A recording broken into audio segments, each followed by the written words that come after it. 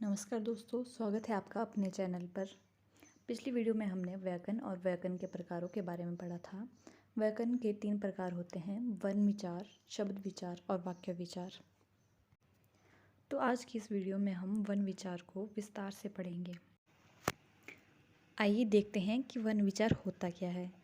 तो वर्ण उस मूल ध्वनि को कहते हैं जिसके खंड या टुकड़े नहीं किए जा सकते हैं, या हम ये भी कह सकते हैं कि वह सबसे छोटी से छोटी ध्वनि जिसके और टुकड़े नहीं किए जा सकते हैं उसे वर्ण विचार कहते हैं।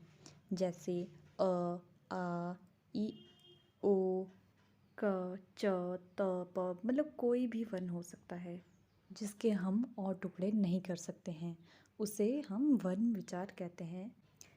इसके आगे हम देखते हैं कि भाषा की जो सबसे छोटी मौखिक इकाई ध्वनि कहलाती है और उसका जो लिखित रूप होता है वो वर्ण कहलाता है। इसके बाद है वर्णमाला। वर्णमाला क्या होता है? वर्णों के व्यवस्थित समूह या क्रमबद्ध समूह को वर्णमाला कहते हैं। और हिंदी वर्णमाला में 52 वर्ण या ध्वनियाँ प्रयुक्त होती है। फिर है वर्ण के भेद। वर्ण के 2 भेद होते हैं। कौन कौन से? पहला है स्वर वर्ण और दूसरा है व्यंजन वर्ण। स्वर और व्यंजन को परिभाषित करने से पहले आइए हम वर्णमाला के 52 वर्णों को भी देख लेते हैं। देखिए, ये वर्णमाला है, इसमें 52 वर्ण दिए गए हैं और आगे अब हम पढ़ेंगे कि किस तरह से वर्णों को अलग अलग भागों में बांटा गया है। हमने पढ़ा कि वर्ण के 2 भेद हैं, स्वर और व्यंजन। तो सबसे पहले हम देखते हैं कि स्वर क्या होता है। जिन ध्वनियों के उच्चारण के समय हवा बिना किसी रुकावट के मुंह से निकलती है वे स्वर कहलाते हैं। स्वर बिना किसी दूसरे वर्ण की सहायता से बोले जाते हैं। हिंदी भाषा में स्वरों की संख्या 11 है, जो अ, आ, ई, उ, कई लोग इन्हें बड़ी ई, बड़ा ऊ, री, ए, ओ, औ भी कहते हैं। ये तो थी स्वर की परिभाषा। आगे हम स्वर के भेदों के बारे में बात करते हैं। स्वर के 3 भेद हैं: ह्रस्व स्वर, दीर्घ स्वर और प्लुत स्वर। सबसे पहले बात करते हैं ह्रस्व स्वर की। वे स्वर जिनके बोलने में थोड़ा या कम समय लगे उन्हें ह्रस्व स्वर कहते हैं। ह्रस्व स्वर को मूल स्वर भी कहते हैं। ये संख्या में 4 होते हैं: अ, इ, उ और री। दूसरा है दीर्घ स्वर। जिन स्वरों के बोलने में ह्रस्व स्वरों से दुगना समय लगे उन्हें दीर्घ स्वर कहते हैं। ये स्वर मूल स्वरों के योग से बनते हैं, अतः ये संधि स्वर भी कहलाते हैं। ये संख्या में 7 हैं: आ, ई, उ, ए, ऐ, ओ और औ। इसका क्या मतलब हुआ कि जिन स्वरों में ह्रस्व से ज़्यादा या दोगुना समय लगे वे दीर्घ स्वर कहलाते हैं। तीसरा है प्लुत स्वर। प्लुत स्वर क्या होता है? जिन स्वरों के उच्चारण में दीर्घ स्वर से भी अधिक समय लगे वे प्लुत स्वर कहलाते हैं, जैसे ओम। ये तो पढ़ा हमने स्वर, और व्यंजन को अभी हम आगे पढ़ेंगे। लेकिन स्वर और व्यंजन के अतिरिक्त अनुनासिक, अनुस्वार और विसर्ग ये 3 ध्वनियाँ भी हैं। तो आइए सबसे पहले देखते हैं कि अनुनासिक क्या होता है। किसी वर्ण का उच्चारण करते समय हवा नाक और मुंह से निकलती है और लिखते समय उसके ऊपर चंद्र बिंदु लगा दिया जाता है। नाक और मुंह से बोलने के कारण इन्हें अनुनासिक कहा जाता है, जैसे चांद, आँख, कांटा आदि। इसके बाद है अनुस्वार। जब किसी वर्ण के उच्चारण के समय हवा केवल नाक से ही निकले और लिखते समय उसके ऊपर बिंदु लगा दिया जाता है उसे अनुस्वार कहते हैं, जैसे कंगन, चंदन, पंकज आदि। अनुनासिक और अनुस्वार को अयोगवा भी कहते हैं। इसके बाद बात करते हैं विसर्ग की। विसर्ग का उच्चारण हौ की तरह होता है। इसको 2 बिंदु द्वारा दर्शाया जाता है, जैसे प्रातः, अतः आदि।